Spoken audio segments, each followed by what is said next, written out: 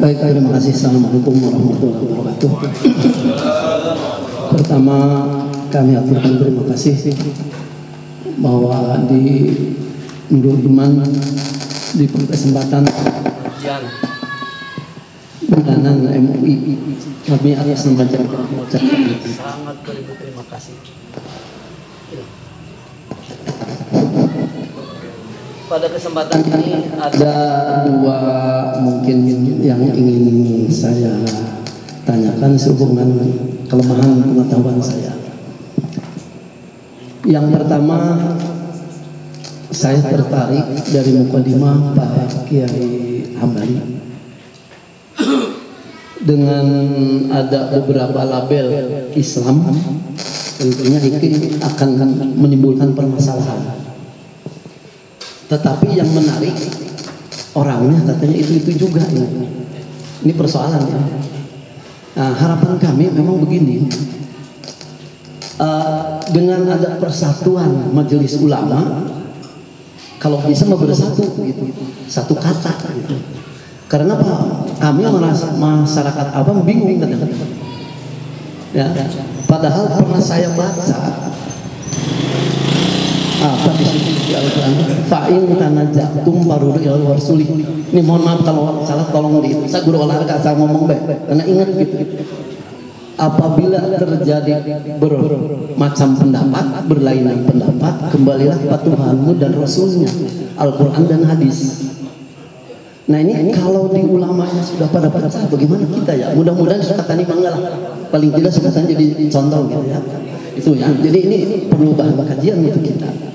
Terus saya baca di surat Al-Imran 134 lanjutan dari 33. Kalau mau disebut orang takwa, di kala lapang sempit, pertama menyisihkan sebagian harta, menahan nafsu amarah, memaafkan kesalahan orang lain.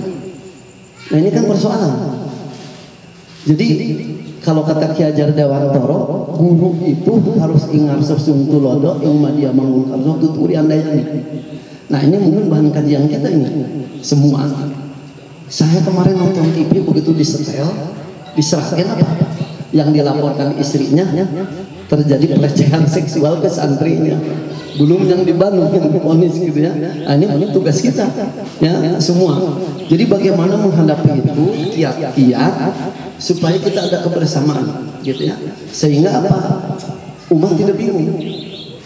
Maka saya sangat bersyukur dengan MU di Sukatani, mudah-mudahan bisa disambal bagi yang lain. Itu harapan kami itu.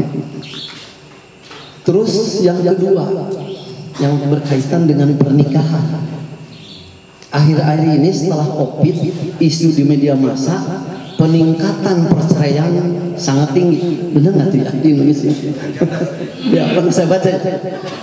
Ini mungkin harus ada solusi antara umaro dan ulama bekerja sama yang baik. Pertama, kalau lihat tadi ya masalah ketakwaan, terus dihubungkan surat Al-Gabun ayat 14 kalau nggak salah. Ya ayyuhalladzina amanu inna min azwajikum dan seterusnya. Di antara istri-istrimu dan anak-anakmu akan ada yang menjadi musuh bagimu. Berwaspadalah, berhati-hati apabila tidak memarahi, memaafkan, Allah Maha Pengampun. Kayaknya mah kalau ini dikuasai oleh kita semua nggak ada cerai. Cerai itu sah, halal, tapi dibenci oleh Allah, katanya begitu ya. Ini mohon maaf, saya guru olahraga asal ngomong aja dulu. Tapi pernah saya baca gitu, di antaranya ini bagaimana menyikapi ini. Kenapa? Saya sebagai seorang guru, ya ternyata di masyarakat itu akibat perceraian, siswa anak banyak terlantar, pendidikannya terlantar, gitu ya segala macam. Mungkin makannya agak terlantar. Nah ini tugas kita semua. Ya. Bahkan yang menarik lagi mungkin ada, saya pernah baca anadopatu minal iman kalau misalnya kebersihan sebagian dari iman. Di Sukatani khusus ampar-ampar ini.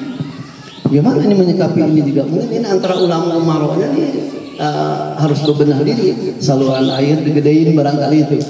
Nah harapan kami, mari kita sama-sama, mungkin mobil khusus kami selaku masyarakat, saya sudah purna bakti ya, usia mungkin alhamdulillah sudah 66 tahun, hanya tinggal melihat bagaimana mengikuti yang muda gitu ya. Alhamdulillah ya, saya sudah 66 tahun jadi masih diberi panjang umur. Dan ini pengajian di sini tepat saya dekat, karena kalau jauh belum tentu bisa datang. Ya barangkali itu harapan kami ya. Jadi sekali-kali ucap terima kasih. Saya selaku jamaah Masjid Nurul Iman dipercaya menjadi tuan rumah dalam pengajian ini. Mudah-mudahan ada sering supaya saya bisa datang barangkali. Terima kasih. Mohon maaf atas segala kurang. Assalamualaikum warahmatullahi wabarakatuh. Warahmatullahi wabarakatuh. Mohon izin Pak Kiai, guru-guru kami, saya mungkin akan mengajukan satu pertanyaan berkaitan dengan nama saya Ali Imron. Pertanyaan ini saya tunjukkan kepada yang terhormat Abah Yai Hambali terkait dengan tadi yang menjadi prolog menyinggung tentang persoalan yang memang sudah menjadi satu fenomena di dalam kajian akademisi terkait dengan persoalan Islam Nusantara, Islam eksklusif, Islam moderat, Islam liberal, dan yang terakhir adalah tidak kalah viralnya adalah Islam Nusantara.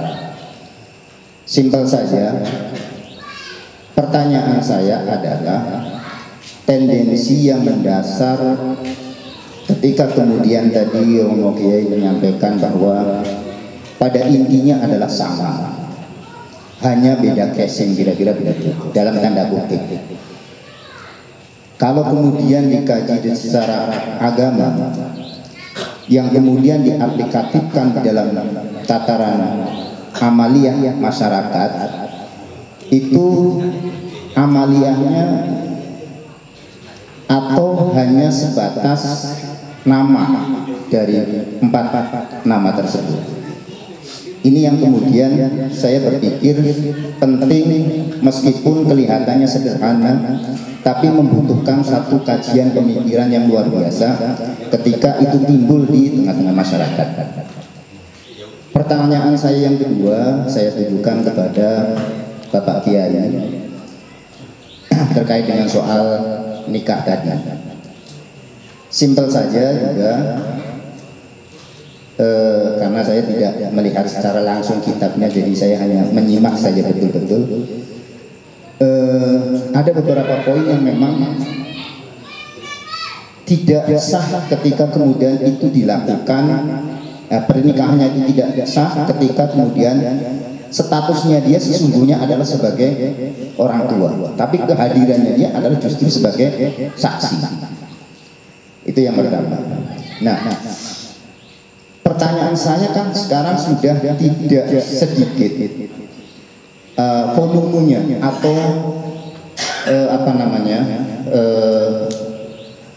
prosentasinya di tengah-tengah masyarakat, khususnya di kalangan di Indonesia, perkawinan yang terjadi antara beda agama.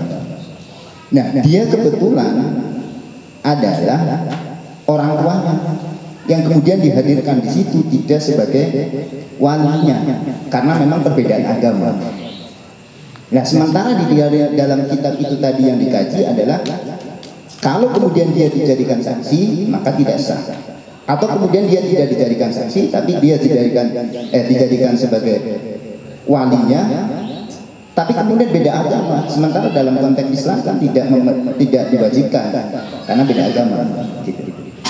Mohon izin Pak Yai dan Romo Kiai, kurang lebihnya mohon maaf. Wabillahi taufiq wal hidayah. Assalamualaikum warahmatullahi wabarakatuh. Waalaikumsalam. Sementara dua pertanyaan dulu kita coba florkan. Pertanyaan dari Haji Iwa tadi sebenarnya lebih banyak juga tambahan tausiah kepada kita ya terkait masalah al-taqwa. Mungkin itu tidak perlu juga dijawab, ada tambahan beliau, masya Allah luar biasa. Orang takwa itu kudu bagaimana gimana tadi itu kan ada 3 poin yang beliau sampaikan. Terus bagaimana kalau tidak 3 poin itu kan gitu? Ya kurang sempurna lah takwanya sementara gitu. Jadi pertanyaan dari jiwa yang pertama itu adalah apabila ada perdebatan terkait masalah-masalah keagamaan, beliau tadi mengutip ayat fa in tanaza'tum farudduhu ilallahi wa rasulih, kan begitu ya, agar dikembalikan kepada Al-Quran dan hadis. Bagaimana cara kembalinya, kan begitu. Kalau semua orang mengangkat slogan seperti itu, ini malah amarah-amaran juga ya. Semua mendalilkan kepada ayat Al-Quran dan hadis, tetapi dengan persepsinya masing-masing gitu kan ya, tidak kompeten. Nah nanti ini dijawab. Kemudian yang kedua, kiat-kiat supaya umat Islam ini bersatu ya, supaya bisa akur, uyuh, walaupun ada beda-beda hal-hal yang kecil-kecil, yang furu-furu gitu ya, gimana supaya bisa ta'awan bil-birri wat taqwa, bisa kompak, akur dan seterusnya. Nah itu yang kedua. Kemudian yang ketiga, beliau juga menyampaikan fenomena yang ada, yaitu tingginya tingkat perceraian ya, di tengah masyarakat kita. Kalau tingginya tingkat perceraian, otomatis meningkat pula jumlah janda-janda gitu ya, kan begitu ya. Dan memang itu fenomena memang. Kadang-kadang kita dikepung oleh para janda ini. Nah ini bagaimana mengatasi persoalan ini, walaupun ini persoalan kompleks, tapi tidak masalah kita bahas di sini. Terus akibatnya tentu sangat buruk ya terhadap anak-anak, pendidikannya, psikologisnya dan seterusnya. Kemudian pertanyaan yang berikutnya terkait tentang, ini dicatat semua ya, terkait masalah Nadhafatu minal iman ya, at-tufu nusafru minal iman. Ini pertanyaannya apa nih? Kayaknya itu kepala desa seperti itu ya, supaya nggak ada yang boloran itu. Baik itu ya. Kemudian pertanyaan yang berikutnya tadi dari Ustaz Ali Imran tentang prolog yang disampaikan oleh Kiai tadi, fokus tracing beliau tentang Islam Nusantara ya.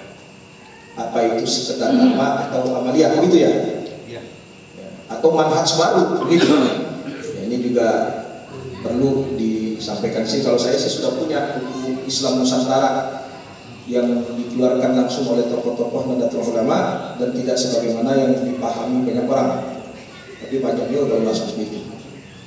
Kemudian yang kedua, tadi sampaikan juga tidak sah wali sebagai saksi perkawinan yang beda agama. Dan ini bagaimana konteks kalau nikah beda agama, apakah laki-lakinya muslim atau yang perempuan yang non-muslim, atau sebaliknya perempuan yang non-muslim, laki-lakinya muslim. Mungkin lebih kepada yang perempuan yang non-muslim, yang muslim kali ya. Ya, kalau masalah laki-laki yang muslim kayaknya clear ya. Kalau laki-laki yang muslim, karena ada beberapa pendapat itu. Apa masih ahlul kitab kagak itu yang Nasrani kan begitu kan? Kalau laki-laki muslim. Nah ini mungkin lebih kepada yang perempuan yang muslim, laki-lakinya non-muslim. Nah ini bagaimana gitu untuk persoalan perwalian itu, pernikahannya diadakan dengan tata cara apa? Tentu tata cara yang muslimah ya gitu kan, Islam. Tapi ini yang laki-laki masih dalam keadaan non-muslim. Banyak bro, ada. Jadi itu beberapa pertanyaan Kiai, monggo dijawab.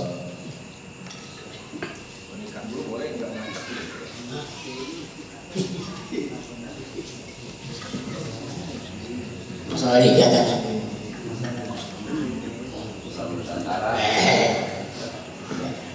Islam liberal, Nusantara, inklusif, moderat, orang kok di televisi. Nanti di umat Islam ya, umat Islam pernah aku sudah jadi primer-primer aku dia jalan aku tak harganya kesulitan dari umum beneran itu angkat yang beneran itu dan di alih-alih ya supaya aku kali mah, tapi nyatanya umat Islam harus waspada ya barangkali itu jawabannya. Jadi itu ada ragu isi bulan jawaban lah.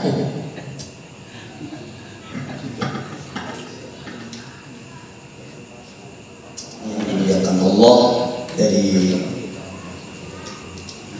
salah satu pertanyaan.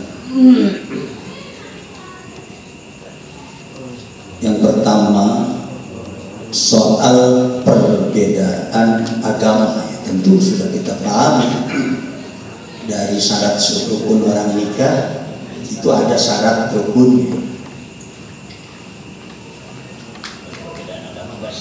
Iya enggak sah? Iya, gitu kan? Kudu diantaranya harus Islam. Sama dengan di persoalan waros atau warisan juga sama. Kalau salah satu diantaranya tidak mewariskan kepada yang Muslim, bapaknya kafir, anaknya Muslim tidak dapat warisan, sebaliknya juga begitu. Nah, ini persoalan pernikahan tadi diantaranya adalah wali nikah. Bagaimana wali nikah ini non Muslim, kan begitu diantaranya ya. Wali nikahnya non Muslim, ini wali nikahnya yang non Muslim. Enggak walinya ya. Wali nikahnya. Iya, wali nikahnya. Iya. Bagaimana? Siapa yang akan jadi wali? Tentu gitu. Ya tentu wali hakim. Itu saja sebetulnya. Jadi seorang wali juga disyaratkan harus muslim. Nggak boleh orang kafir mewalikan anaknya yang sudah muslim. Gitu. Yang sudah muslim. Jadi caranya bagaimana? Ya harus wali hakim. Iya, harus wali hakim. Nah, wali hakim ini orang yang sudah diberi tugas untuk menikahkan sebagai wali hakim itu adalah dalam hal ini adalah kepala daerah atau yang lainnya yaitu penghulu. Kalau itu memang sudah ada tugas itu bisa. Kalau belum ada tugas dari Kementerian Agama, umpamanya kita nih seorang kiai menikahkan seorang yang menjadi wali hakim, nggak boleh. Ada lagi caranya yang disebut dengan wali muhakkam namanya. Itu pun aturannya kalau wali hakim tidak ada. Sudah berusaha untuk wali hakim ini nggak ada namanya. Iya, boleh wali muhakkam. Tapi kalau masih ada wali hakim, dia datang kenapa sih ke kantor keuangan? Caranya begitu. Jadi jangan ya sembarang gitu ya. Jadi harus ada aturan-aturan tertentu. Ya guru-guru saya kalau di ini nggak mau jadi wali muhakkam tanpa. Bagaimana kalau darurat? Lain lagi kalau darurat. Kalau bahasa darurat lain lagi. Jadi usahakan dulu sebagai wali hakim. Kemudian kalau tidak ada wali muhakkam, itu ya. Artinya kalau wali muhakkam itu seorang pengantin, calon pengantin ini laki-laki dan perempuannya memberikan tugas untuk menikahkan sebagai wali muhakkam. Ngomong berarti kan begitu. Kiai nikahkan saya, begitu. Si perempuan ini ya dan disaksikan oleh calon suaminya, kedua-duanya harus ada. Ngomong sama ustadz, kiai atau siapapun di situ untuk menjadi walinya, ya sebagai wali muhakkam. Jadi harus ada aturan-aturan tertentu. Kadang-kadang seorang amil menjadi wali hakim, akhirnya apa?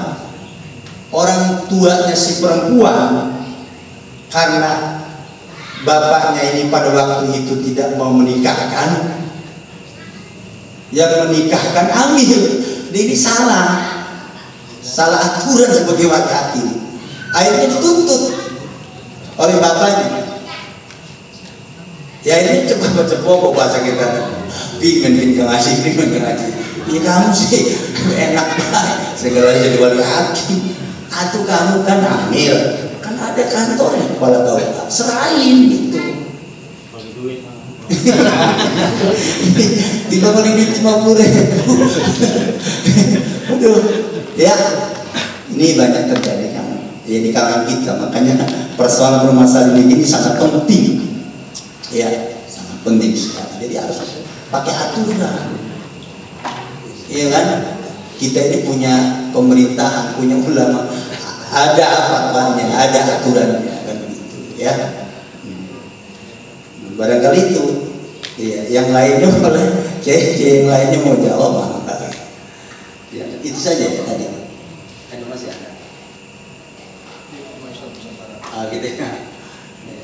Cukup Ustaz Robli terkait masalah wali nikah yang non muslim ya, bapaknya non muslim tapi anaknya muslim gitu ya.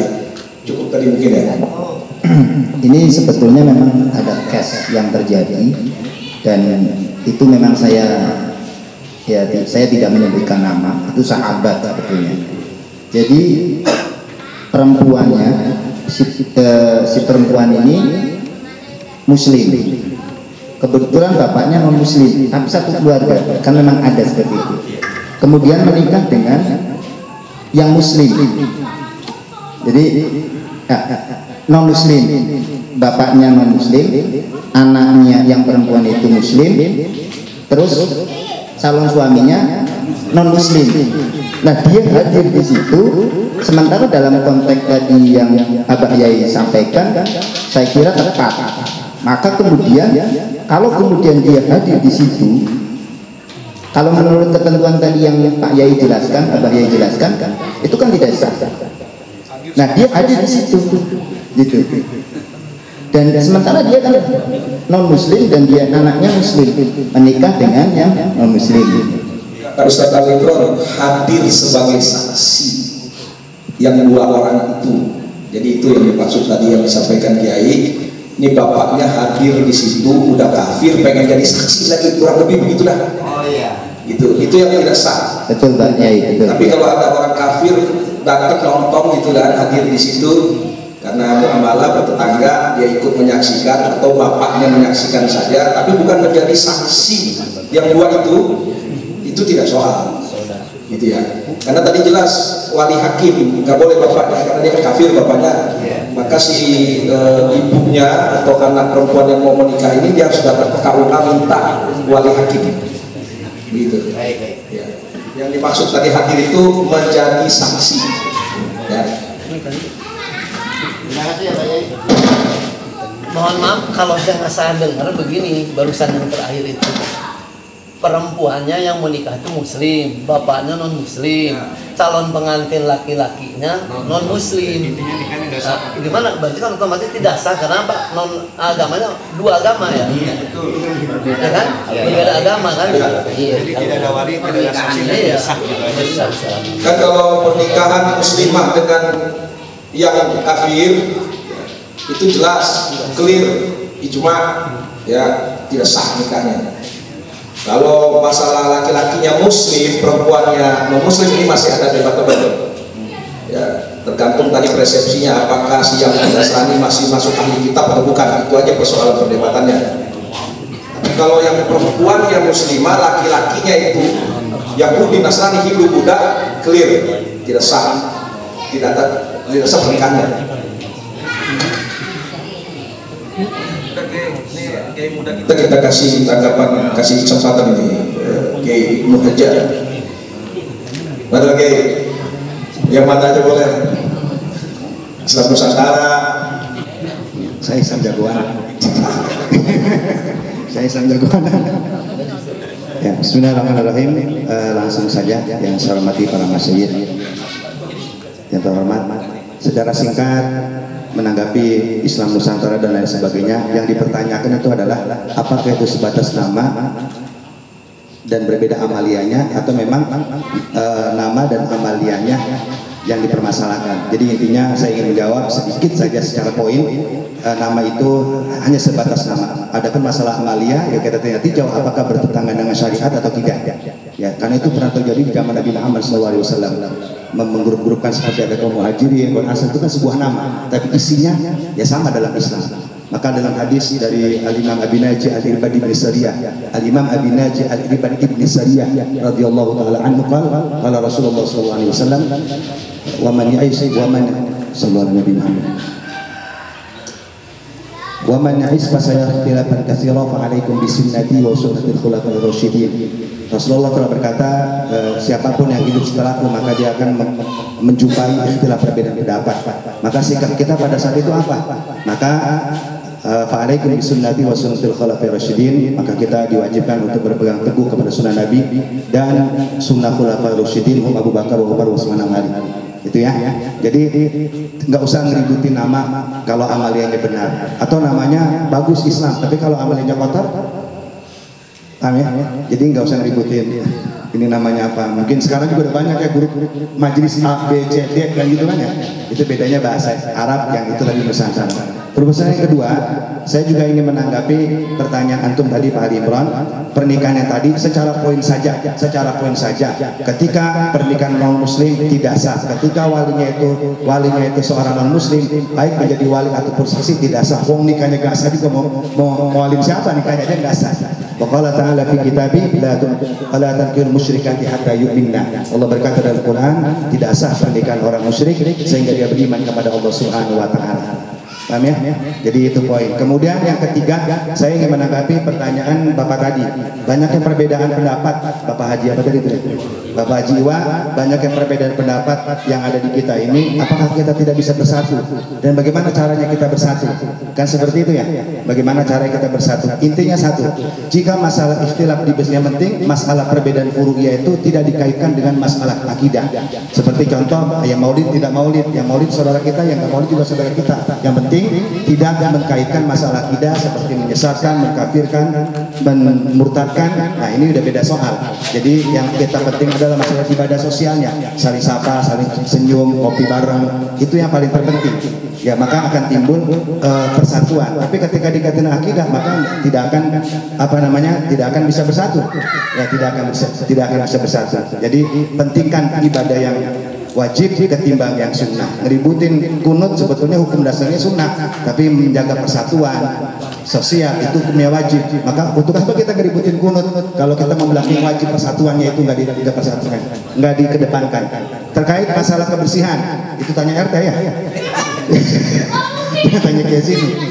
Nah, terus saya hanya ingin menjawab masalah kebersihan itu dari Imam Abi Hamid Al-Ghazali. Beliau mentafsiri hadis Nabi Muhammad SAW, at-tuhuru syatrul iman. Kalau an-nazafatu minal iman itu bukan hadis ya, Ternyata kebersihan itu sebagian dari iman. Nah, secara fikihnya hadis ini berkaitan dengan amaliyah wudu sebetulnya, tentang wudu, dan banyak faedah-faedah wudu di sini lebih paham. Namun Al-Imam di uniknya kajian, uniknya di doa wudu itu, wudu ini kan adalah praktek ya, wudu itu dengan air gitu kan. Tapi di doa wudu ini kok tidak ada doa yang diminta kepada Allah agar air yang menempel di wajahku, tanganku, kakiku menjadi saksi amalku di akhirat nanti. Pada mana doanya itu ij'alni minat tawabin waj'alni minat mutatawabin. Malah doanya itu jadikan aku orang yang suci dan orang yang taubat. Padahal kita bukan bertaubat, berwudu. Secara teks kayaknya nggak nyambung itu doa secara teks. Ya, kan kita wudu mestinya dong, ya Allah jadikan air yang menempel tanganku ini saksi di surga gitu kan ya. Jadikan yang menempel di wajahku ini menjadi saksi di surga. Tapi di situ konteksnya tawabin, yaitu jadikan aku orang yang termasuk yang bersuci dan juga orang yang bertobat. Padahal kita selesai wudu. Maka Al-Imam Abi Hamid Al-Ghazali, saya baca di dalam kitab Al-Wafa Syarah Hadis Arba'in Nawawi karangan Sayyid Mustafa Al-Bugho. Di situ ungkapan dari Imam Abi Hamid Al-Ghazali. Beliau mengatakan tidak akan ada faedahnya kebersihan jisim fisik badan ini tidak akan ada asarnya, tidak akan ada bekasnya di dalam jiwa kita jika tidak dibersamakan dengan pembersihan ma'nawiyah hissiyah, yaitu pembersihan hati. Maka Al-Imam Abi Hamid Al-Ghazali, kebersihan yang menjadikan kita minat tawabin au minal mutatahhirin, Al-Imam Abi Hamid mengatakan pembersihan min sifatir radha'il, yaitu dari sifat-sifat kotor yang ada di jiwa kita, seperti niat yang baik, kemudian istiqomah, tujuan yang baik. Ini kan semuanya ibadah batiniah, ikhlas, ridho, sabar dan lain sebagainya. Pembersihan ini yang paling terpenting, karena apapun jika dibangkitkan dengan jiwa, maka raga ini akan ikut. Apapun yang dibangkitkan dengan raga, jiwa belum tentu ikut. Makanya kemerdekaan Indonesia yang diawali, bangkitlah jiwanya, kemudian raganya. Kita sibuk membangkitkan raga kita, tapi tidak jiwanya. Maka Abi Hamid Al-Ghazali, kalau kebersihan itu fokusnya difokuskan kepada batiniah, insya Allah kagak ada solokan yang berantakan. Artinya sadar kan bahwa ini bukan hanya pemerintah, tapi masyarakat juga perlu sadar, buang sampahnya juga mesti. Itu kan kesadaran jiwanya. Maka kebangkitan jiwa yang paling penting. Pertanyaannya, kita sadar atau tidak? Jadi kembalikan kepada diri kita. Itu Al-Imam Abi Hamid Al-Ghazali. Paham Haji ya? Maksud saya begini, ada komunikasi barangkali perlu diceramahkan, tak? Perlu diceramahi mungkin berbeda biar pada paham. Ya diundang RT-RW nya. Gitu ya. Iya diundang RT-RW nya lurahnya kan gitu. Gimana menyeramahi kita nggak ada orangnya. Para ulama tidak sama. Iya, berarti Pak Haji kalau perlu diundang nanti bikin undangan, kami siap undang, kita hadir ya, Prof ya. Ya gitu aja. Jadi tugas antum Pak Haji bukan tugas saya. Ya gitu aja udah. Paham ya? Jadi cukup menambah jawaban ya. Ayatnya tadi, innallaha yuhibbut tawabina wa yuhibbul mutatahhirin. Sampai dia ngomong begini, kok Islam itu terlihat di Amerika karena bersih. Ya gak usah jauh-jauh ke Amerika, ke Singapura aja dah. Yang dekat kita jarang akan menemui sampah di Singapura itu. Jadi seolah-olah Islam itu justru terlihat di situ. Ya kan begitu. Nah, kenapa di negara kita sendiri yang mayoritas muslim justru terlihat jeprik, ringsang, dorong begitu ya.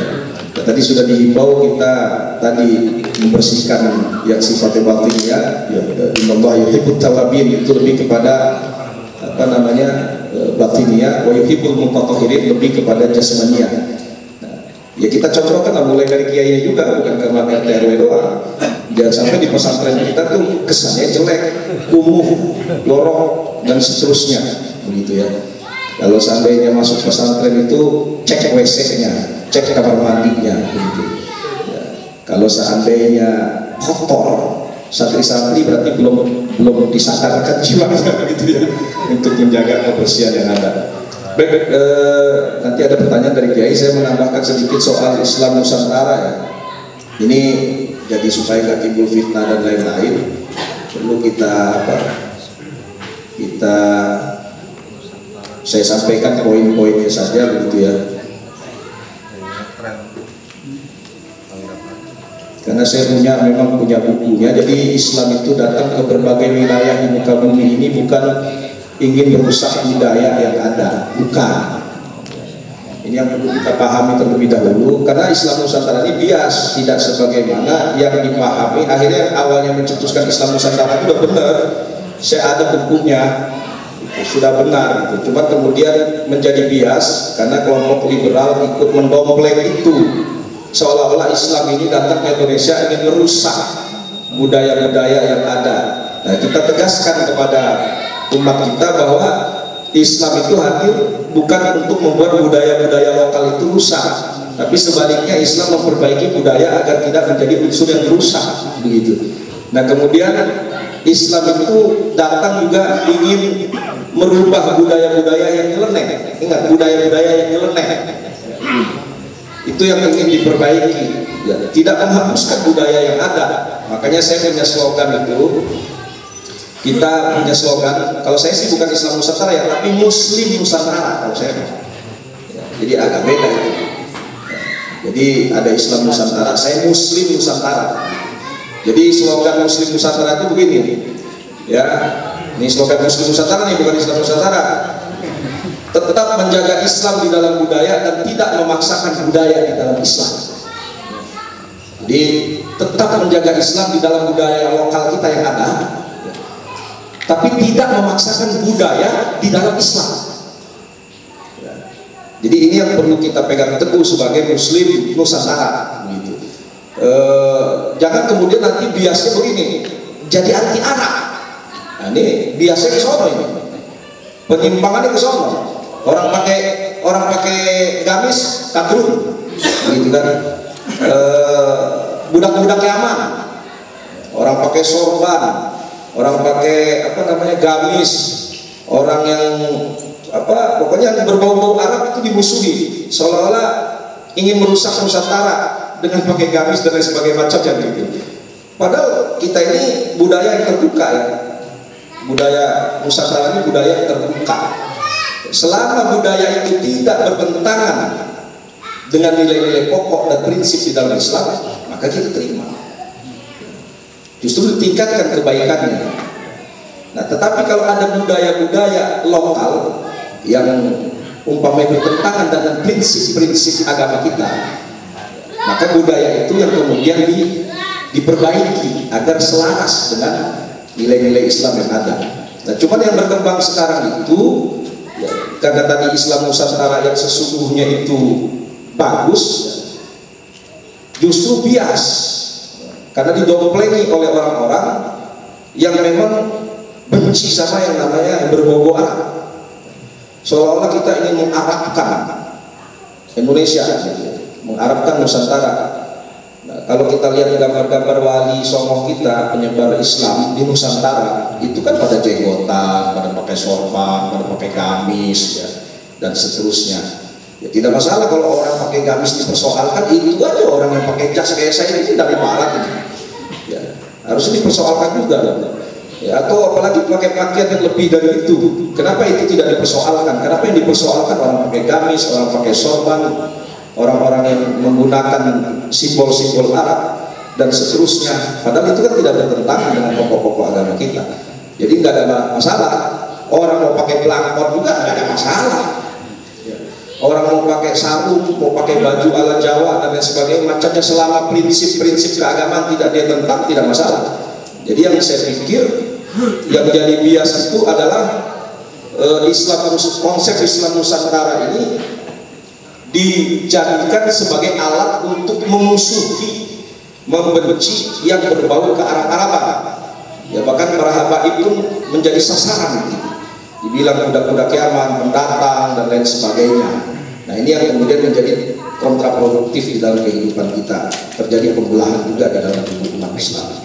Jadi saya rasa suatu saat saya punya bukunya yang termasuk di situ tokoh-tokoh ulama, Nahdlatul Ulama memberikan pengertian apa sih sebenarnya Islam Nusantara itu, sehingga kita tidak salah memahami yang sekarang tren itu justru kaum liberal ini. Ya, kalau kaum liberal ini yang mendomplengi itu begitu. Nah, itu yang sebenarnya bukan konsep Islam Nusantara yang dicanangkan oleh para ulama itu. Begitu, sehingga yang terlihat lebih kepada liberalisasinya. Nah, itu yang saya pikir tambahan terkait masalah Islam Nusantara. Terus tadi juga yang disampaikan oleh Jiwa terkait farduhu ilallahi wa rasulih. Betul, ini ayat Al-Quran. Tetapi ketika seorang muslim mengembalikan segala perbedaan yang ada kepada Al-Quran dan Sunnah, harus orang yang kompeten. Kalau setiap orang disuruh kembali kepada Al-Quran dan Sunnah dengan persepsinya masing-masing, bukannya tambah benar, malah tambah kacau. Nah, kalau kembali kepada Al-Quran berarti kembali kepada para mufassir-mufassir yang mu'tabarah. Ya. Kalau kita menafsirkan ayat, bukan motif ayat itu, tapi juga diberikan para mufassir menjelaskan tentang ayat itu. Boleh jadi para mufassir itu punya perbedaan-perbedaan dalam memahami atau menafsirkan ayat itu. Nah, jadi kembali kepada Al-Quran artinya kembali kepada ulama-ulama tafsir yang menjadi rujukan umat, begitu. Kembali kepada hadis, kembali kepada ulama-ulama ahli hadis, karena ada kitab hadis, ada kitab syarahnya juga, begitu, yang menjelaskan hadis-hadis tersebut. Jangan dimaknai seenak-enaknya begitu. Nah, ini jadi tambah kacau sebenarnya, karena sekarang juga banyak kelompok yang selalu slogannya kembali Al-Quran Sunnah, kembali Al-Quran Sunnah, begitu kan. Nah, ini sehingga dia tidak memahami lagi itu tafsir ulama tentang ayat itu apa, pengertian atau tafsir hadis tentang hadis itu apa, dan seterusnya, sehingga akhirnya timbul juga kontraproduktif di masyarakat kita. Nah, ini bagaimana kiat-kiat mempersatukannya? Tentu harus lebih banyak dialog, ya, dialog di antara umat. Ya jelas produk Muslim Nusantara, Muslim Nusantara nih, bukan Islam Nusantara. Ada Nahdlatul Ulama, ada Muhammadiyah, ada Al-Wasliyah, ada Persatuan Tarbiyah Islamiyah, ada Persis, ada Matlaul Anwar, ini ormas-ormas besar, ada Rabitul Alawiyah, dan ormas-ormas lainnya yang memang lahir dari rahimnya Nusantara, dari rahimnya Indonesia. Ya. Nah ini umat kita sudah ada di semua itu, ada yang di Matlaul Anwar, ada yang di Muhammadiyah, ada yang di Persis, dan seterusnya. Sehingga kalau banyak dialog di antara kita, maka salah satu majelis ulama sebenarnya itu mengumpulkan semua ormas itu. Seharusnya kalau ada di Sukatani semua perwakilan itu, dia harus ada di Majelis Ulama Indonesia, termasuk di Majelis Ulama Indonesia Pusat itu kumpul semua ormas Islam perwakilannya ada di situ. Ya. Kayak saya di sini pernah ditanya nih sama Ustaz Apib ini, Ustaz jenis kelaminnya apa Pak? Saya bingung ditanya beliau ini jenis kelaminnya, karena beliau itu Nahdlatul Ulama backgroundnya, Ustaz Afif Saikum juga ini sekretaris ulama Majelis Ulama Indonesia juga. Jenis kelamin apa? Saya kan laki-laki gitu saya. Enggak, maksudnya Muhammadiyah apa NU kata dia. Gitu nanya ke saya. Saya bilang saya setengah NU setengah Muhammadiyah dah kan. Jadi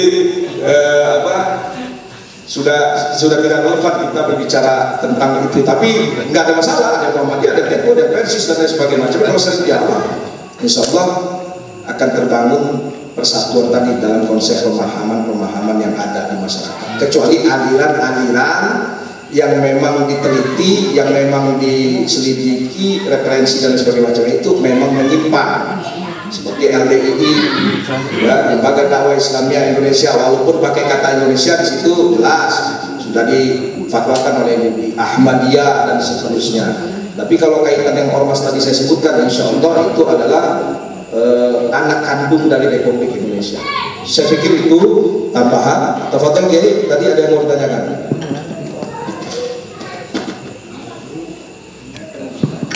Saya nambahin Prof ya. Ya, terkait pakaian tadi. Halo, Assalamualaikum warahmatullahi wabarakatuh.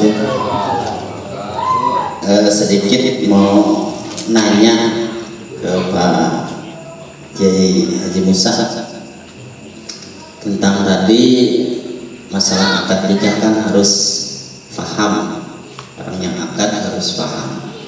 Sekarang gimana kalau ya paham cuma lapaknya kayak dibolak-balik gitu, seperti yang biasa kita dengarkan, saya nikahkan ya Ahmad misalkan, saya nikahkan kau dengan anakku dan seterusnya. Sekarang dibalik, saya nikahkan anakku kepadamu dengan mas kawin sekian, boleh enggak? Kedua, tentang ini tadi Pak Haji, maaf, minta dipertajam lagi halaman 5 itu tentang tiga saudara yang menikahkan seseorang yang sah dan yang tidak sah, itu bagaimana? Mau dipertajam lagi, khawatir jamaah ada yang belum paham, karena saya dengar tadi belum terlalu gamblang. Ya, demikian. Assalamualaikum warahmatullahi wabarakatuh.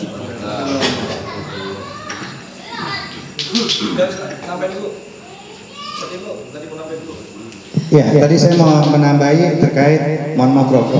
Ya, terkait ucapan Prof tadi bahwa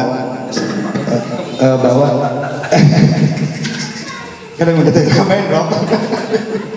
Ya, terkait masalah tadi beliau bilang kami tidak mempermasalahkan apa namanya pakaian, gamis, belangkon, ya yang penting nilai Islamnya terjaga, artinya sama aja begitu ya tadi Profesor. Nah, saya ingin menanggapi ketika ada kalimat sama aja itu, kalau sama aja kan berarti ya kalau 100% kan namanya juga sama aja. Antum bilang bicara begini terkait masalah tidak merusak budaya. Selama budaya itu tidak bertentangan dengan hukum syariat, maka silakan saja seperti gamis, koko, belangkon ya. Itu sama aja sebetulnya, tidak merusak budaya. Oke, tidak merusak budaya, saya setuju. Tapi ketika dikatakan kalimat sama saja, itu saya kurang setuju. Karena ada bahasa sama sajanya. Karena apa? Karena di dalam konteks berpakaian sendiri, Islam ini sangat mengatur. Bahkan ada bab tersendiri, babul libas dalam fikih itu. Dan Allah Jalla Jalaluhu berkata dalam Al-Quran, ya bani Adam qad anzalna ya bani Adam qad anzalna alaikum libasa. Ada dua Allah turunkan fungsi pakaian itu. Pertama, pakaian wajib, yaitu menutupi aurat. Kemudian pakaian yang indah. Dan dalam ayat ini Allah berkata, walibasul taqwa dzalika khairun. Dzalika min ayatillahi la'allahum yadhakkarun. Maknanya Allah berkata pakaian wajib pertama menutupi aurat. Kedua, dalam berpenampilan di sini Allah bicara sendiri, ada dua fungsinya. Ternyata Allah mengatakan pakaian takwa itu lebih baik daripada yang tidak takwa. Bahkan itu min ayatillahi la'allahum yadhakkarun.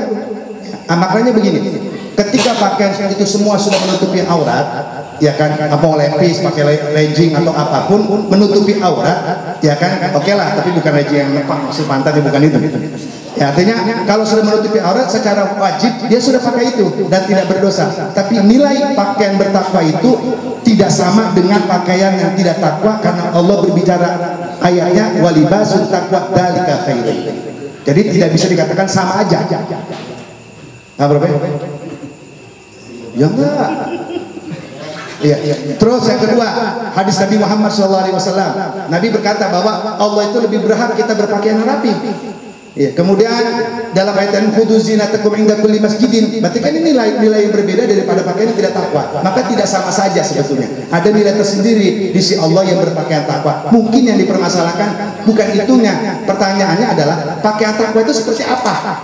Itu yang perlu dibahas. Jadi jangan menyamakan yang itu nutupin aurat. Tidak semua nutupin aurat itu nilainya sama di mata Allah. Sebab dalam bab pakaian itu ulama membuat bab tersendiri, Allah berkata sendiri, Nabi pun berkata sendiri. Maka kalimat sama saja, saya tidak setuju. Maaf bro. Baik, bagus, mantap. Jadi saya justru kembali bertanya nanti, apakah perintah Allah itu menutup aurat atau jangan menampakkan aurat? Itu nanti aja jawabnya. Jadi kalau saya lebih kepada perintah Allah itu, baik itu dalam surat Al-Ahzab ataupun dalam surat An-Nur ayat 31, itu jangan menampakkan aurat ya kepada fulan kecuali begitu. Nah, kalau saya jangan menampakkan aurat, ya jangan yang ketat-ketat. Karena kalau ketat tertutupi oke. Tapi belum tentu tidak menampakkan aurat itu masuk launul aurat. Ya, jadi saya lebih pas jangan menampakkan aurat, dilarang menampakkan. Maksud saya gini Pak, kecuali pakaian takwa itu baru kan Allah bilangnya pakaian takwa. Apakah koko itu takwa? Mungkin ke Arab nggak takwa. Iya. Seperti saya pernah di Mekah waktu tahun baru di Mekah itu ternyata supir taksi juga pakai gamis. Saya sepakat dengan Ustadz Ibnu. Intinya begini. Iya, saya sudah sepakat. Intinya ketika kita mencontoh pakaian Nabi, ala Nabi lah ya, pakaian sebagaimana yang dipakai Nabi, pasti itu akan mendapatkan nilai lebih. Tapi nggak sama aja kan? Ya, tidak sama saja itu. Yalah. Tapi jangan, karena orang Arab juga nanti jangan takut-takutnya Abu Jahal pakainya juga rada juga kan berikutnya. Sudah cukup langsung jawab.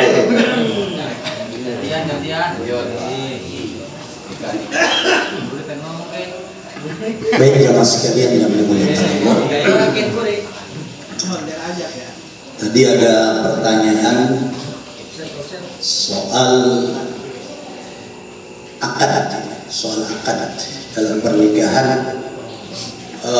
Redaksi yang sudah banyak dilakukan oleh kita, ya mungkin orang Arab juga sama, orang Indonesia juga sama, dengan kalimat ya Ahmad. Padahal yang dinikahkan anaknya, kenapa nyebutnya si Ahmad? Karena itu sudah redaksi dari Arabnya, itu tidak jadi masalah. Inilah ulama dulu, umpamanya salah itu bikin redaksi. Kenapa nggak dimusyawarahkan? Gitu. Kalau umpamanya itu redaksinya salah, berarti yang ngarang kita bertemu, ya kan? Begitu semua dengan itu. Iya biasa itu ya kalimatnya ya kan, ya angkah juga, wazawaj juga, iya kan? Tapi itu salah satunya.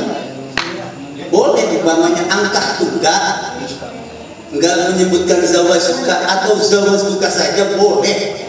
Salah satunya karena situ pakainya. Karena lafaz ingkah wa tazwij itu sama artinya. Tidak diartikan seperti bahasa Indonesia kalau nikah harus berakad, kalau kawin enggak gitu ya.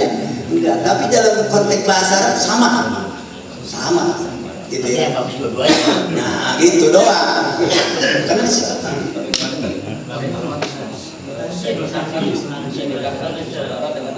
Jadi kalau dibalik kita lihat, wah amat saya nikahkan anak saya dengan saudara, gitu kan? Ya baik. Jadi redaksi yang ada itu kan ya karya ulama dah kan begitu ya. Iya. Nah, kalau bagaimana? Umpamanya suaminya aku nikahkan putriku Fatimah dengan saudara, itu yang lebih bagus sebetulnya. Jadi bahasanya bukan lebih bagus itu artinya kalau dalam bahasa itu afdoliyah gitu. Ya, bahasanya afdol saja.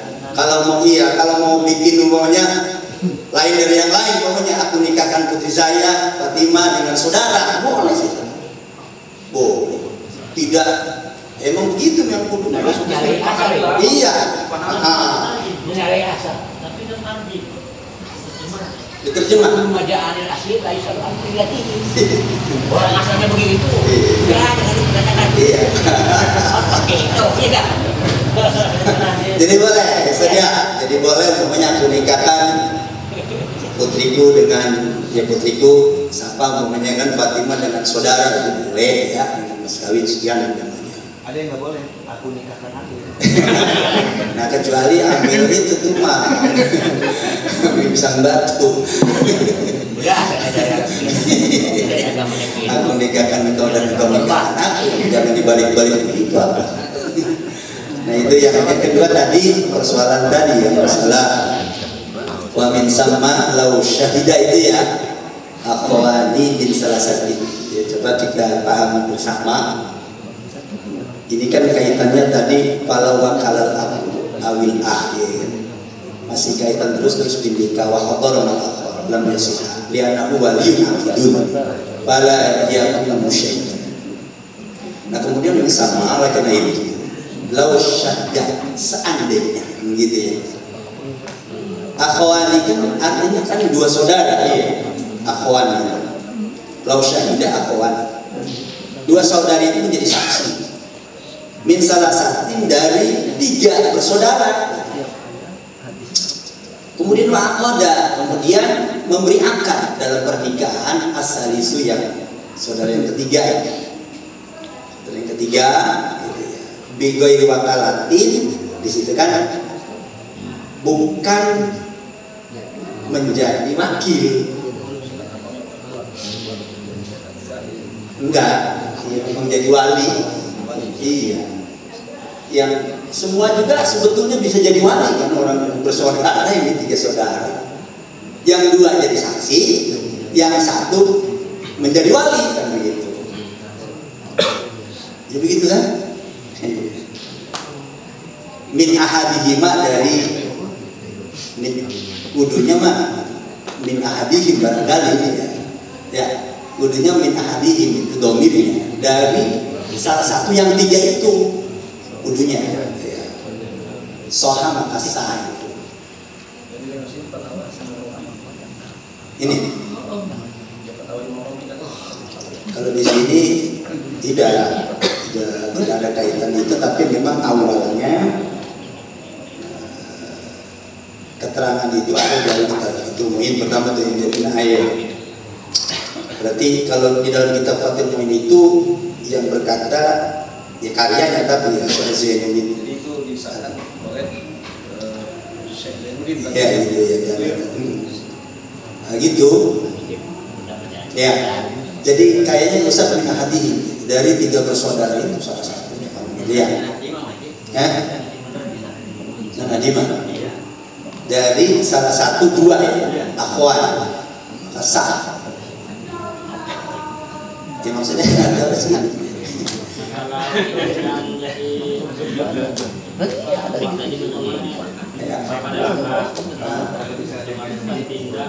Karena 3 anak ini kan pada tuh derajat ya kakak kandung kabeh harus paling tua bebas. Sebetulnya bebas bisa, yang penting jadi dalam adalah sedikit kan syarat-syarat dalam perubahan di antara lebih unggul siapa? Berarti nggak perlu tartib tuh kayaknya. Nggak perlu, karena sederajat.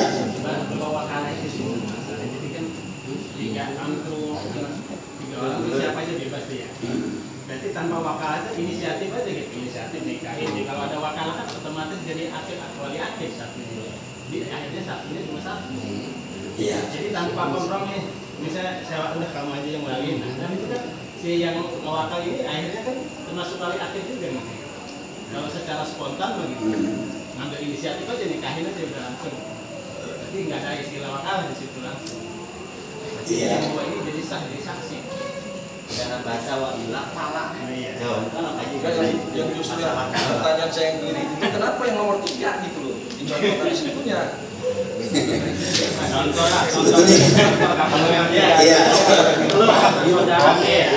Bola paling tua, paling tua kan biasanya sing wakil siapa sih yang jadi wali ya, jadi wali. Terus karena masa pembahasannya kadang getar dia dengan wakil aja ke kamu yang ngakadin. Terus itu ya dikisi ngakadin kemudian kita jadi saksi bahwa itu harus kecuali kita singkat tadi PDP jadi saksi juga bisa tanpa inisiatif wakalah gitu dia orang wakilan bukan wakilan kan dalam menjadikan wakilakan dia biasa dah kamu yang wali saya mau getar terus jadi wali kita jadi saksi kalau itu harus sah. Ya. Cuma sebagai kapre doang kan, kapre dari yang di atas penjabaran. Kamu paling di sini ya, Jadi namun pemain kita jadi saksi, salisun mah saya jadi saksi, salisun. Aku ini jadi, maksudnya saya jadi wali salisun. Jadi jadi saksi kalau bisa. Iya. Asal aja ngomong. Mau dikira mewakilkan undangan. Masa santrian maju deh. Iya. Wis tak mewakilkan ide jadi gini. Padahal wali kan berapa ya? Iya kan? Itu rasakan. Iya. Ya seperti itu. Paham? Sudah Ustaz.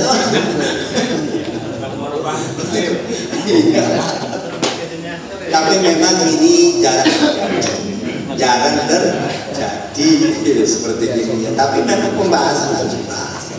Seandainya pembahasan kembali lau syahidah seandainya ya. Jadi diulang lagi. Jadi ada 3 bersaudara sekalian. Tiga-tiganya jadi wali bisa. Cuma yang ngangkat jadi walinya satu yang pertama umpamanya yang pertama. Kalau di sini kan yang ketiga. Yang pertama, ketiga ini pembahasannya yang ketiga umpamanya ya. Jadi wali. Nah, kemudian yang kedua tidak ada ucapan aku jadikan kamu sebagai wali, wakil saya menjadi wali. Itu persoalannya kan? Iya itu persoalannya. Maka itu biasa. Gitu. Kenapa? Karena yang dua ini yang iya jadi saksi itu nggak boleh kan? Ya gitu ya. Nah. Oh iya, ada satu lagi ya dua pertanyaan deh. Yang pertama terkait sikut pakai apa akad pakai bahasa Arab tapi tidak fasih. Contoh depannya ketukar sama zim. Itu yang pertama bagaimana? Terus yang kedua terkait tarzim kan tadi tarzim ya bahasa Arab kepada bahasa Indonesia. Apakah sama grammar bahasa Indonesia dengan bahasa Arab? Seperti contoh kalau menurut orang Indonesia Zaid telah berdiri. Tapi kalau pakai bahasa Arab, koma Zaidun, maka bagaimana ketika mentanzim salah satu tadi contoh kalimat akad.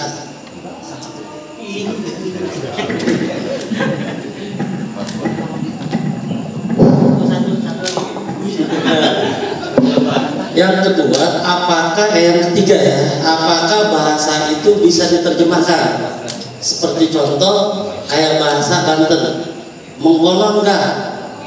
Kalau mengkonon mungkin bisa diterjemahkan, tapi kalau gahnya ini bahasa Arabnya apa? Mengkonon enggak? Gahnya ini apa di dalam bahasa Arab? Jadi apakah memang bahasa itu bisa diterjemahkan atau mencari padannya saja? Karena memang ini berkaitan dengan akad tentunya. Terus yang kedua seperti bahasa Banten, apa namanya tuh? Enggak jing gitu. Nah jing itu kalau saya ke mana ke ging.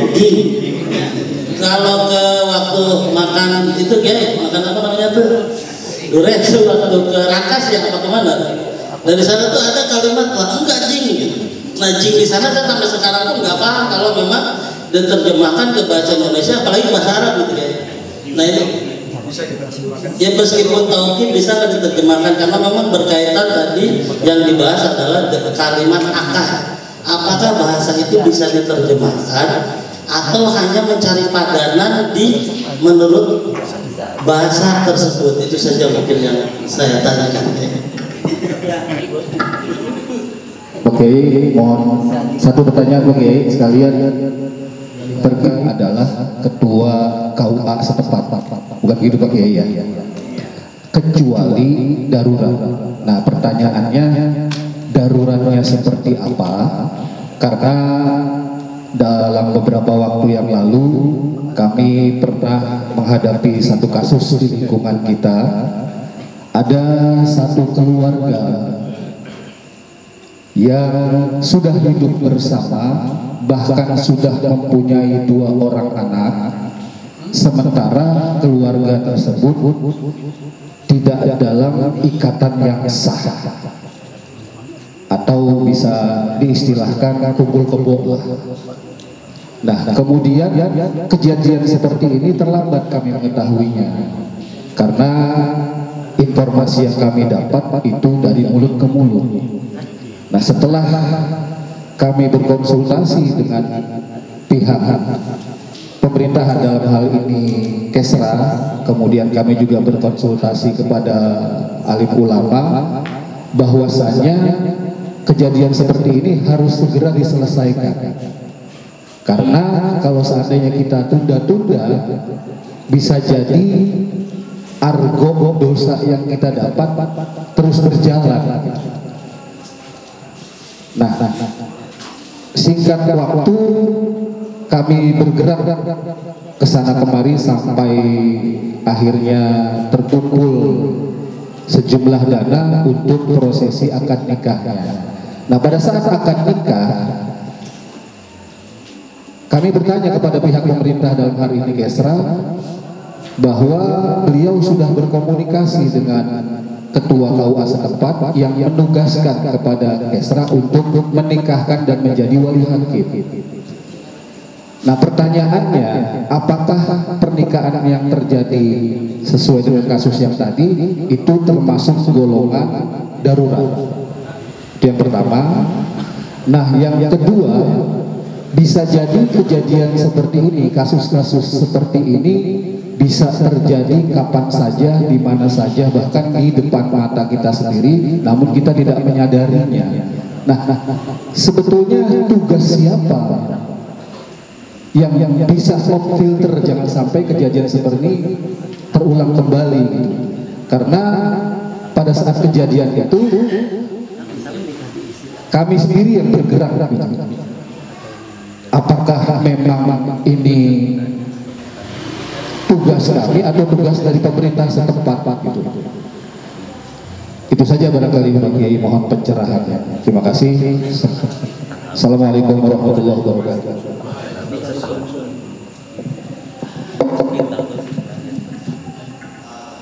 bagaimana kalau umpamanya akad nikah dengan bahasa Arab itu nggak fasih? Ya nggak boleh kalau nggak fasih.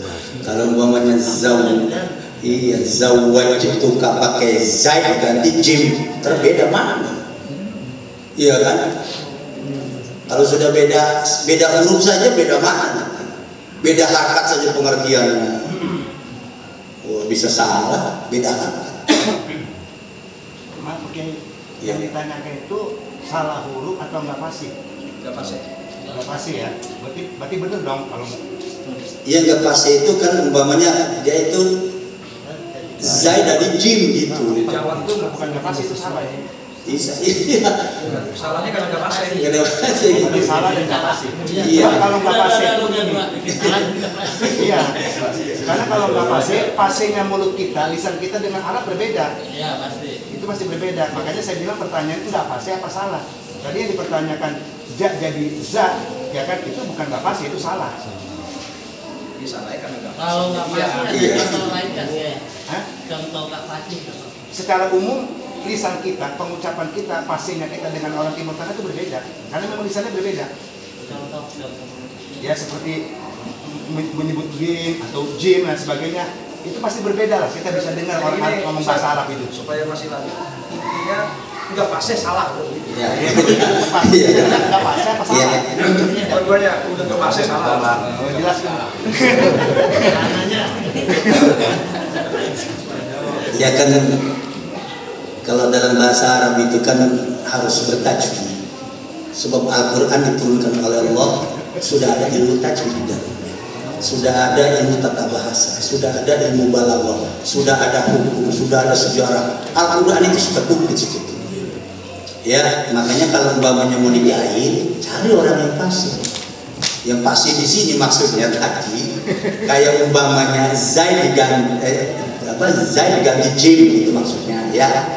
Boleh umpamanya kayak tadi. Jadi ini yang bisa merubah makna tentunya.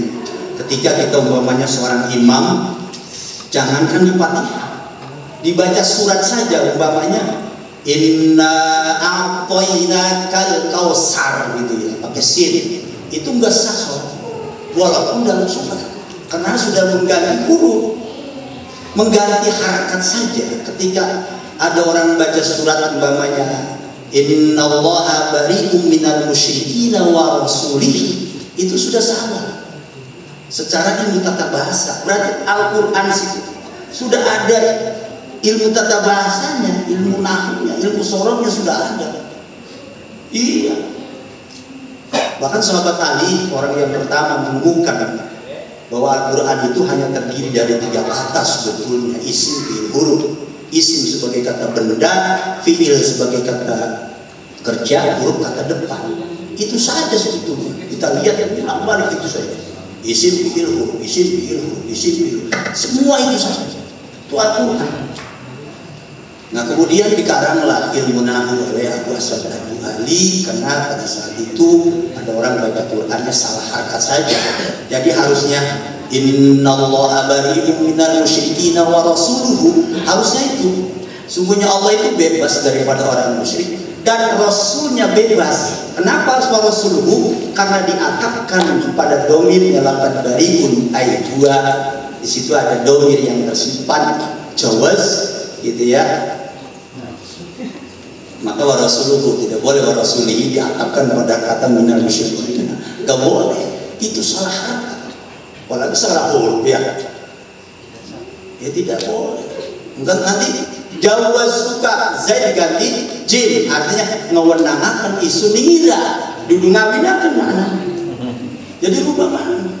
Makanya harus hati-hati. Ya artinya ya untuk menikahkan ini kenapa harus diterjemah gitu. Jangan pakai bahasa Arab yang kitanya nggak fasih.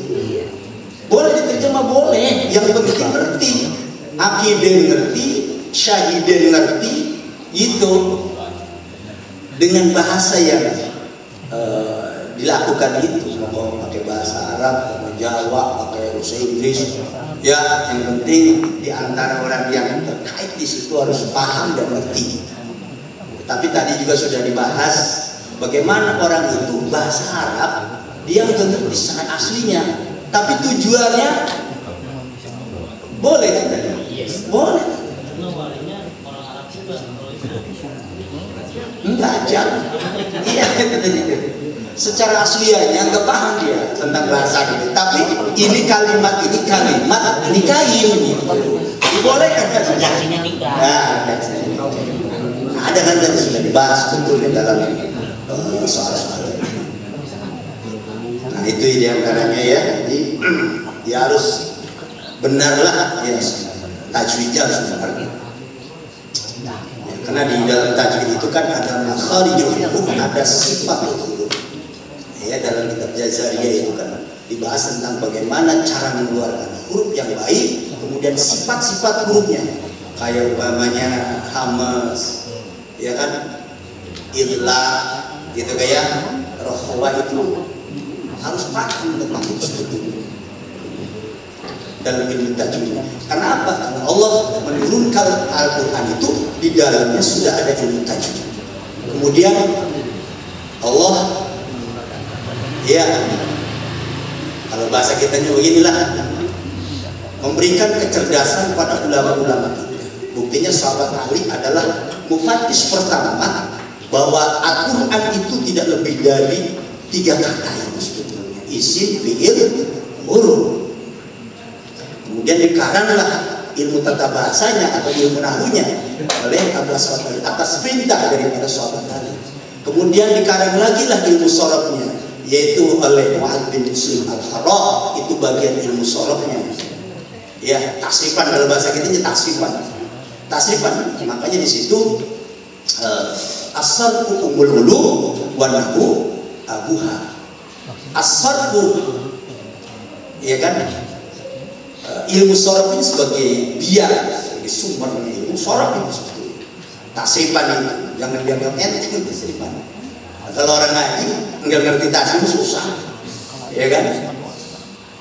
Kemudian wa nahwu abuha. Sedangkan ilmu nahwu adalah bapak daripada ilmu. Maka antara ilmu sorof dengan ilmu nahwu inilah harus akur keduanya. Jangan pincang salah satunya. Ilmu sorofnya pinter, nahwunya nggak ngerti, susah. Atau sorofnya nasib pinter, ilmu nahwunya nggak ngerti, ya susah juga. Jadi kedua-duanya itu ibarat seorang ibu dan bapak. Ya, seorang ibu dan bapak. Gitu ya. Kalau ilmu sorof itu likuliha untuk semua ilmu, kalau ilmu nahwu lipahmi kuliha untuk memahami semua ilmu. Maka sumber pemahaman itu dari ilmu nahwu itu.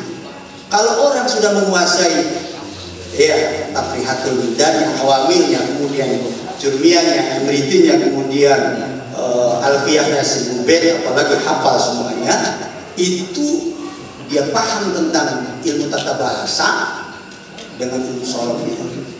Itu sebagai sumbernya. Kayak umpamanya balaghah itu kan ilmu tambahan. Ibaratkan kalau orang udah gagah, bagaimana udah cantik, udah kayak perempuan, di lipstick, pakai lipstick yang bagus dan begitu, maka itulah disebut dengan ilmu balaghah. Al-Quran itu sudah mengandung ilmu balaghah, karena itulah ulama dari mana ngambil Al-Quran. Nah diantara seperti itu. Kemudian tadi pakai terjemahan boleh Pak. Yang ketiga bisa, makanya boleh. Karena tadi kalau letterless kan kayak akan kita tidak. Tapi kalau tadi juga kalau letterless bahasa Banten diterjemah ke bahasa Arab atau bahasa Indonesia, mengkonon nggak? Itu kalau bahasa Indonesia kalau letterless apa? Begitu. Ya memang ada di masyarakat kita itu ada perdebatan. Umpamanya mobil tu nikah, umpamanya ada yang mengatakan terima apa? Iya, nerima isun ini kae ya siwado. Nerima, jadi bahasanya nerima dulu, bukan isu nerima. Kata saya emang nggak ada masalah, itu yang penting paham nggak kamu, gitu doang. Bahasa terjemahnya begitu, paham nggak kamu? Ya paham ya sudah. Iya kan begitu. Tapi terjemahan yang paling bagus itu harus subjek dulu, pelakunya dulu. Iya, dalam bahasa itu yang bagus terjemahan itu gitu. Enggak nerima saya, tapi saya menerima nikahnya. Ya sudah cukup. Emang panjang, saya terima nikahnya. Iya, dengan mas kawin tersebut sudah cukup. Nya itu domir yang kembali kepada si wadon tersebut dengan mas kawin. Ya, boleh. Yang penting paham. Gitu ya Pak ya. Jadi bahasa terjemah itu kadang-kadang memang berat, ada hal yang penting kita ngerti dengan bahasa terjemahan begini, gitu ya. Iya. Tadi ada pertanyaan lagi masalah wali hakim tadi. Ya memang ini sudah ketentuan pemerintah itu, wali hakim itu sudah mengutus dalam hal ini kepala KUA.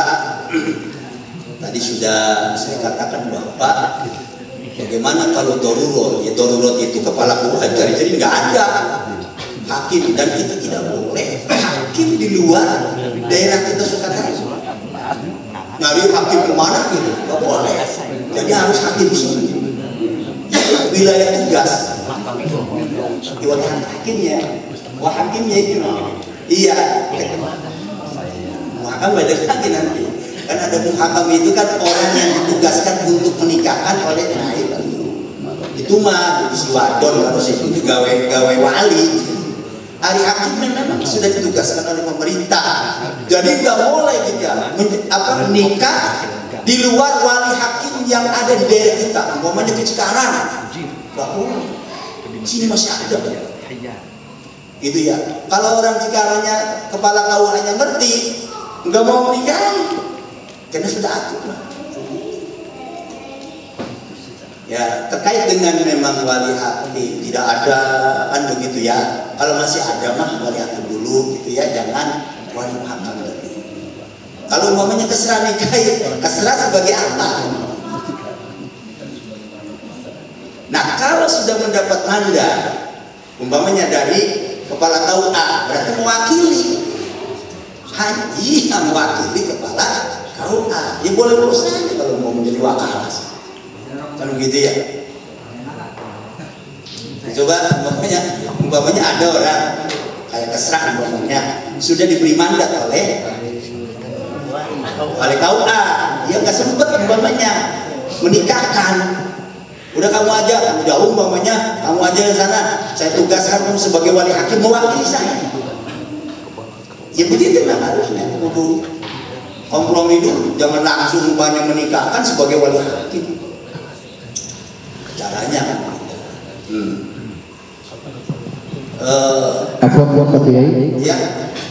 Kasusnya itu sendiri bahwa wali hakim ketua KUA ini tidak mau menikahkan karena persoalan administrasi dalam hal ini pihak laki-laki dan perempuan itu tidak mempunyai identitas, baik itu KTP ataupun KK.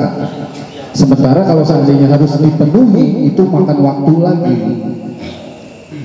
Begitu, apakah itu termasuk kondisi darurat apa tidak, Pak? Darurat secara administrasi ya. Tidak berani menikahkan. Akhirnya memberi mandat kepada Kesra untuk menikahkan. Begitu. Begitu. Iya. Janda duda kan apa gimana? Pos 2.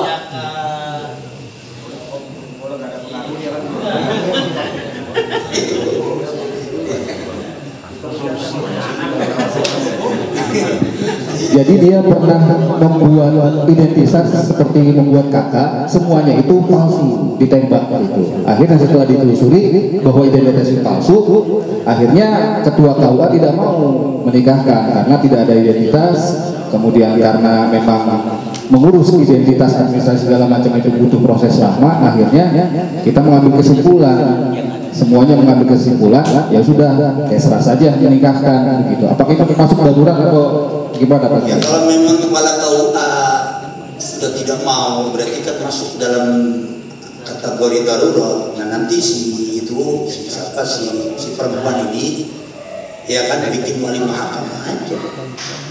Gitu. Wali muhakam saja kan dibolehin.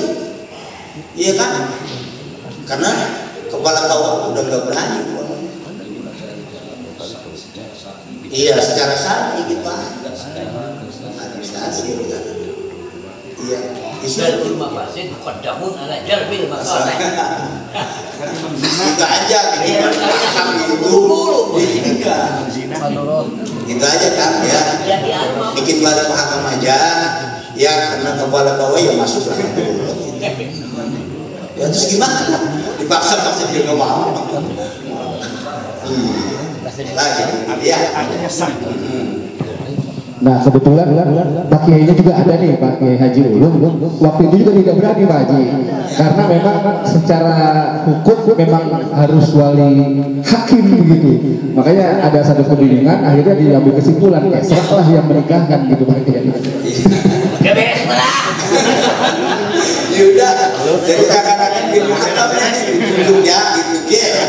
No battery recharge. Bicara wali hakimnya nggak masuk sebetulnya Kesra itu. Ya jadi muhakam saja tadi mau kiai mau siapa gitu sudah itu kan ya udah. Kenapa nunggu kepala terus? Ya silakan. Kiai nggak berani, kepala nggak berani. Wah ini menarik gitu. Iya. Kalau kiai sama hakim nggak berani, berarti warga harus kemana? Nah itu. Udah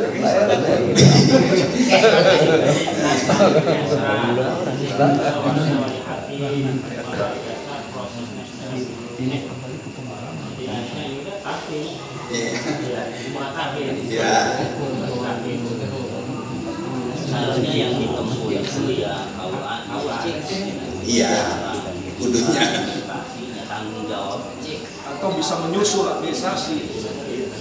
Ini nggak bisa kayak nggak bisa nggak bisa intinya Karena kan lama tadi soalnya. kalau menunggu dulu itu jadi nggak darurat jatuhnya. Ini darurat. Iya. Karena tadi pakai musal darurat kok ini mau gimana? Darurat apa sih bukan demi drama masalah. Baik ya. Nanti kita lanjut di bulan berikut terkait yang terakhir itu intinya gimana bisa sejalan antara aturan pemerintah dengan aturan syar'i karena udah KUA sebagus-bagusnya pernikahan itu jalan dua-duanya, hukum negara ditempuh, hukum agama juga ditempuh. Kalau salah satunya tidak bisa ditempuh, hukum negara tidak ditempuh, maka kita cari jalan masalahnya syar'inya yang disebut istilah nikah siri kan gitu. Ya, nikah siri itu kan nikah yang secara administrasi negara tidak tercatat dan boleh jadi dianggap ilegal dalam tanda kutip gitu, tapi secara syar'i dibenarkan. Nah itu yang kita cari ketika situasi darurat. Saya pikir cukup itu. Alhamdulillah kesempatan malam ini luar biasa. Kami dari Majelis Ulama Indonesia Kecamatan Sukatani mengucapkan banyak terima kasih kepada DKM Masjid Nurul Iman, dan kami juga mengapresiasi DKM Masjid Nurul Iman telah mengundang para pengurus Majelis Ulama Indonesia Kecamatan Sukatani, dan memang tujuan kami mengadakan ini adalah dalam rangka bersilaturahmi dengan para DKM masjid yang ada di wilayah Kecamatan Sukatani, sehingga ada ikatan silaturahmi. Karena ada yang ngomong MUI itu mana sih gitu loh ya, MUI Kecamatan Sukatani katanya ada tapi mana yang mana-mana gitu. Nah, alhamdulillah dengan kita melaksanakan kegiatan ini ya, kita di MUI bukan berarti orang yang hebat-hebat banget secara agama, bukan ya, bukan mungkin di luar kepengurusan MUI ini banyak ulama-ulama lain yang yang belum bergabung, itu banyak yang lebih hebat. Nah, pengumuman yang pertama untuk pengajian bulan depan yang terakhir, ada terakhir ya, sebelum Ramadan terakhir ya. Jadi ini menghimbau ya jemaah kalau ingin hadir nanti hari atau tanggal Senin tanggal 27 bulan Februari tahun 2023 malam Selasa, jam sama jamnya jam 20 sampai dengan jam 11 kalau di sini, tapi pasti molor terus lewat. Tempat di Masjid Nurul Azhar, Kampung Jagawarna, RT 04 RW 03 Desa Sukalumpur, Kecamatan Sukatani, Gang Oper Jagawarna. Ini di tempatnya bapaknya Ustadz Ibnu Azhar, ya. Hah? Oh, ini salah tulis ini Ustadz Abdul Aziz Ibnu Hajar, ya, Al-Jagawana. Jadi pengajian di tempat beliau, Kiai muda kita tadi. Terus kemudian kami juga seperti biasa bahwa pengajian kita ini memang tidak dibiayai oleh siapa-siapa, memang dibiayai oleh para jemaah yang hadir. Kami menghimbau kepada jemaah yang hadir di sini secara seikhlasnya, sumbuhuna juyuduna, untuk mengeluarkan infak majelis yang terbaik untuk kegiatan kami di Majelis Ulama Indonesia. Mungkin alhamdulillah di sini pada sedia TKM nih, masya Allah luar biasa. Tafadhol silakan. Itu saja untuk menutup acara ini, karena Kiai Ulum absen malam ini menyampaikan materi, maka doa kami persilakan kepada